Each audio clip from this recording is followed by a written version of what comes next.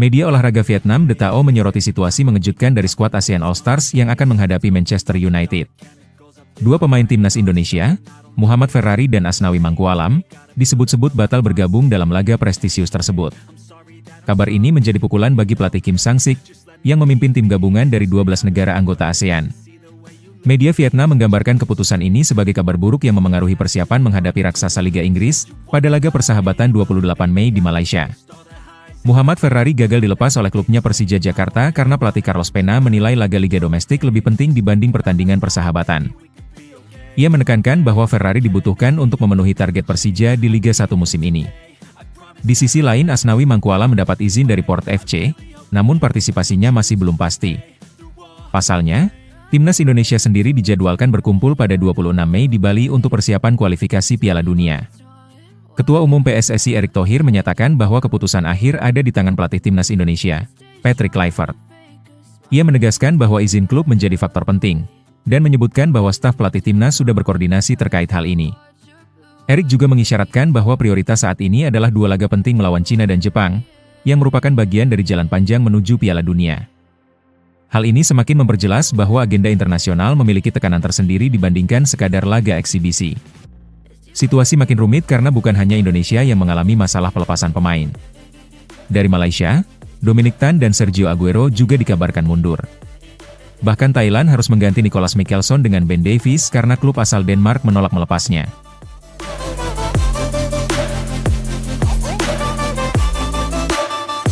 Media Vietnam Soha memberikan perhatian khusus pada kiprah timnas U17 Indonesia menjelang Piala Dunia 2025.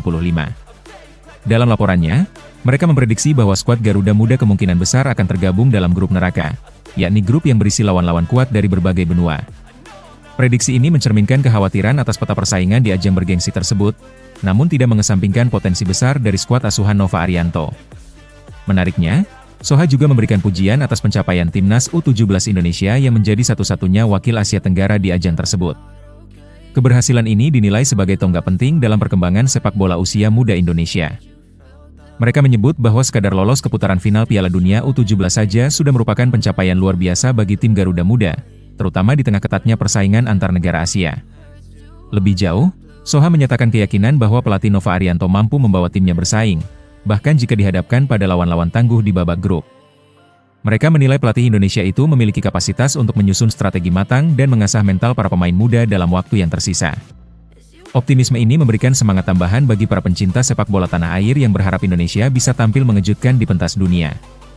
Selain itu, media tersebut juga menunggu kejutan yang bisa diberikan oleh timnas U17 Indonesia. Mereka menyiratkan harapan bahwa skuad muda Indonesia tak hanya menjadi peserta, tapi juga mampu mencuri perhatian dunia. Dengan ekspektasi yang tinggi, sorotan dari negara tetangga ini menjadi pengakuan tersendiri atas kemajuan sepak bola Indonesia di level usia muda.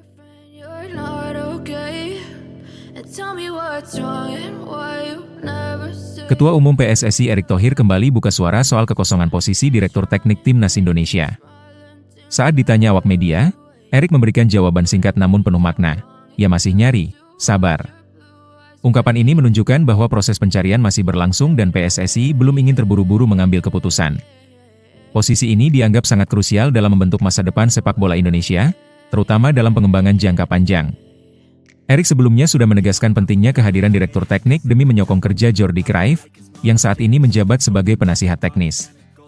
Menurutnya, Jordi sudah menyusun peta jalan pengembangan sepak bola Indonesia sejak dikontrak. Namun, ia butuh sosok Dirtek sebagai mitra kerja yang bisa menjalankan dan mengeksekusi strategi tersebut secara sistematis dan berkelanjutan. Kolaborasi keduanya diharapkan bisa menjadi fondasi kuat untuk menciptakan program pembinaan yang terarah. Pentingnya jabatan Direktur Teknik bukan hanya soal teknis di lapangan, melainkan juga strategi besar dalam pembinaan usia muda, peningkatan kualitas pelatih, hingga integrasi antar level tim nasional. Erick menyebutkan bahwa setelah Jordi menyelesaikan pemetaan awal, kini saatnya untuk membahas detail program bersama Dirtek yang akan datang. Karena itu, pemilihan figur yang tepat sangat menentukan masa depan sepak bola Indonesia dalam 1 dekade ke depan.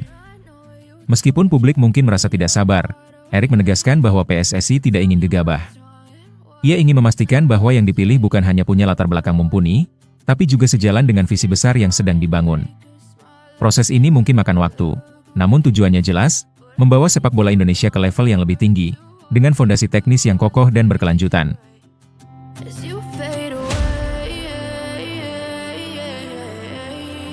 Pelatih Timnas Malaysia Peter Klamovski akhirnya buka suara soal proyek naturalisasi pemain di Timnas Indonesia yang dipelopori oleh Erick Thohir. Dalam komentarnya, Klamovski secara tegas menyebut bahwa program tersebut tidak relevan bagi dirinya dan tidak menjadi perhatian dalam strateginya membangun tim nasional.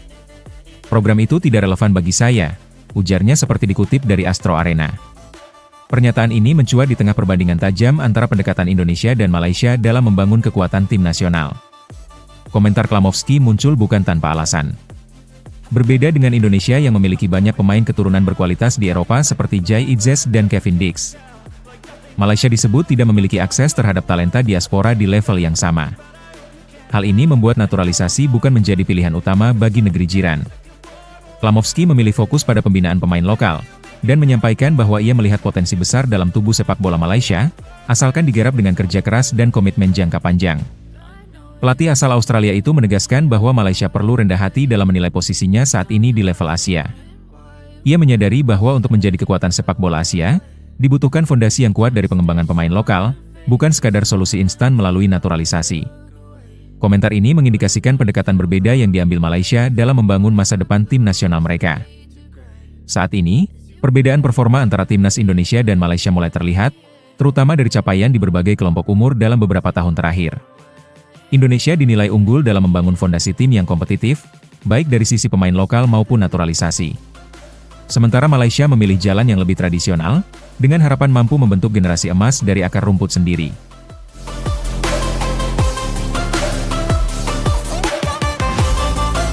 Ketua Umum PSSI Erick Thohir memastikan bahwa Timnas Indonesia akan menggelar pemusatan latihan lebih awal jelang 2 laga krusial melawan Cina dan Jepang dalam kualifikasi Piala Dunia.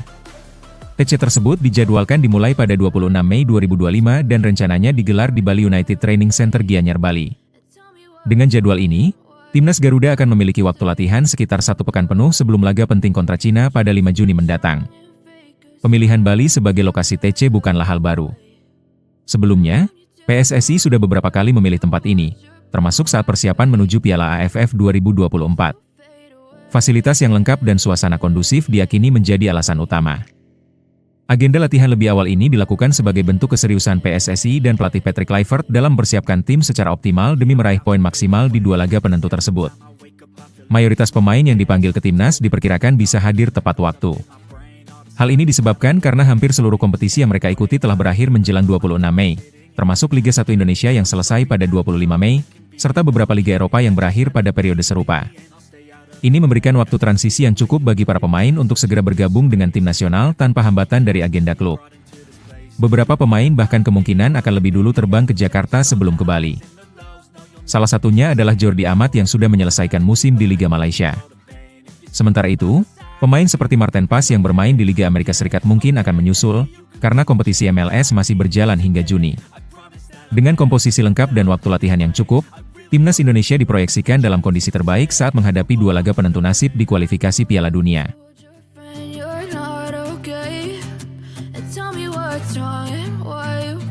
Ketidakpastian regulasi membuat PSSI belum menetapkan pelatih Timnas Indonesia untuk ajang SEA Games 2025. Ketua Umum PSSI Erick Thohir mengungkap bahwa hingga kini belum ada kejelasan dari Thailand selaku tuan rumah, terutama terkait perubahan aturan turnamen. Salah satu perubahan yang sudah diumumkan adalah format pembagian grup, dari 2 grup pada edisi sebelumnya menjadi 3 grup untuk edisi 2025. Ini menimbulkan kekhawatiran akan adanya keuntungan terselubung bagi tuan rumah.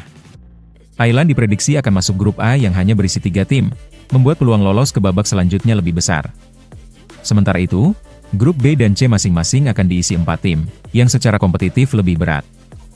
Hal ini menurut Erick menimbulkan tanda tanya besar soal keadilan format baru. Belum lagi, perubahan mendadak ini juga menyulitkan PSSI dalam menyusun strategi termasuk soal penunjukan pelatih. Tak hanya soal format, kekhawatiran Erick juga datang dari kemungkinan diberlakukannya larangan pemain naturalisasi. Ia merujuk pada kebijakan di cabang olahraga basket di SEA Games 2025, yang tidak memperbolehkan pemain naturalisasi tampil. Padahal, secara aturan FIFA, pemain naturalisasi yang sah seharusnya tetap diizinkan bermain. Jika hal serupa diterapkan di sepak bola, maka akan sangat mempengaruhi kekuatan skuad Timnas Indonesia yang kini diperkuat beberapa pemain naturalisasi. Dengan belum adanya kepastian usia pemain, jumlah tim per grup, dan regulasi soal naturalisasi, PSSI memilih untuk menunda penunjukan pelatih. Erik menilai bahwa penyelenggaraan SEA Games ke depan perlu evaluasi menyeluruh agar sesuai standar internasional. Ia juga berharap ada koordinasi antara FIFA dan federasi-federasi kawasan agar ajang multi-event seperti SEA Games tak terjebak pada aturan yang berubah-ubah dan tak konsisten antar cabang olahraga. As you fade away. Mads Hilger menunjukkan optimisme tinggi mengenai peluang skuad Garuda untuk lolos ke Piala Dunia. Dalam wawancaranya bersama FIFA, Hilger mengungkapkan bahwa tampil di ajang terbesar sepak bola dunia adalah impian terbesarnya. Ia bahkan menyatakan bahwa membela Indonesia di Piala Dunia lebih membanggakan dibandingkan meraih trofi Liga Champions. Menurutnya, Piala Dunia mewakili rasa nasionalisme yang jauh lebih mendalam daripada prestasi di level klub. Hilger menegaskan bahwa lolosnya Indonesia ke Piala Dunia akan membawa dampak besar terhadap citra sepak bola nasional. Ia percaya keberhasilan itu akan membuka mata dunia terhadap kualitas pemain Indonesia yang selama ini kurang mendapat perhatian internasional. Pemain berusia 23 tahun ini menggambarkan impiannya seperti sebuah perjalanan mimpi yang siap menjadi kenyataan. Dengan tampil di panggung dunia, ia berharap seluruh rakyat Indonesia bisa merasa bangga atas perjuangan para pemainnya. Selain itu, Mads Hilger menyoroti pentingnya kehadiran pelatih baru, Patrick Kluivert, dalam membangun tim yang lebih kuat. Ia merasa skuad Garuda saat ini terdiri dari pemain-pemain muda bertalenta yang terus berkembang setiap saat. Hilger yakin Kluivert mampu membawa perubahan positif dan membantu para pemain mencapai potensi terbaik mereka. Ia menyebutkan bahwa dengan kombinasi tim muda dan pelatih berpengalaman, Indonesia kini memiliki fondasi yang kuat untuk melangkah lebih jauh. Keyakinan Hilger terhadap kualitas timnas Indonesia begitu tinggi, bahkan ia menilai hanya Jepang yang kualitasnya masih di atas Indonesia di grup kualifikasi. Ia menghindari membandingkan dengan tim lain dan memilih fokus pada kekuatan internal tim sendiri. Hilger percaya bahwa Indonesia punya modal besar untuk bersaing memperebutkan tiket ke Piala Dunia.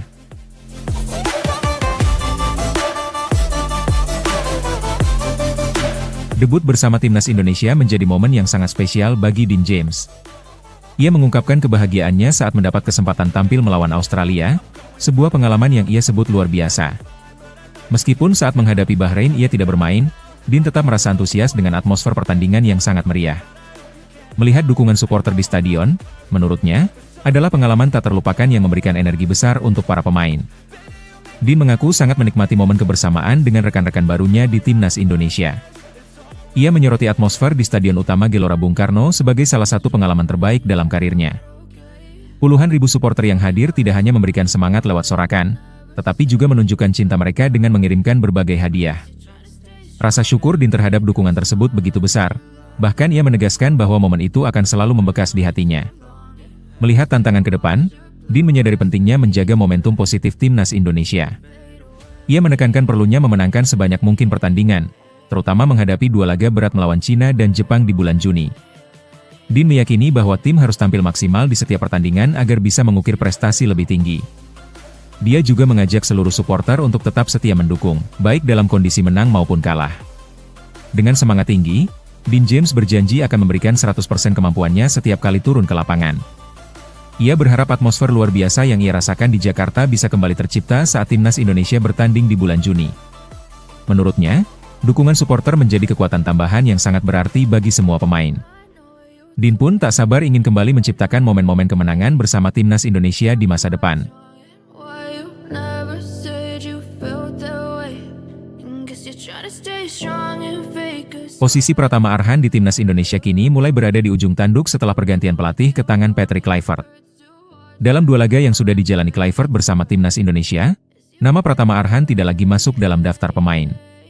Ketidakhadiran Arhan ini menjadi sorotan, mengingat sebelumnya ia merupakan salah satu andalan di sektor bek kiri. Pergantian strategi dan pendekatan permainan membuat Kluivert memilih opsi lain untuk mengisi posisi tersebut.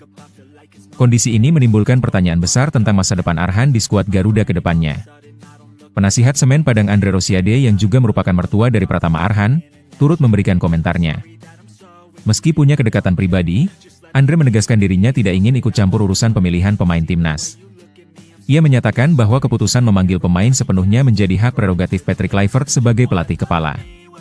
Andre juga menambahkan bahwa menghormati keputusan pelatih adalah bagian dari profesionalisme di dunia sepak bola. Ia memilih untuk tidak memberikan tekanan atau pengaruh apapun terhadap komposisi timnas Indonesia. Di tengah polemik seputar Arhan, Andre Rosiade justru lebih memilih untuk fokus pada permasalahan klubnya, Semen Padang. Ia menyebutkan bahwa saat ini prioritas utamanya adalah menyelamatkan Semen Padang dari ancaman degradasi di Liga 1. Sebagai klub kebanggaan Sumatera Barat, Semen Padang memang sedang berjuang keras untuk bertahan di kasta tertinggi sepak bola Indonesia. Andre merasa bahwa membenahi kondisi internal klub jauh lebih penting dibanding mengurus nasib individu di level timnas. Ia ingin memberikan perhatian penuh demi kelangsungan masa depan Semen Padang.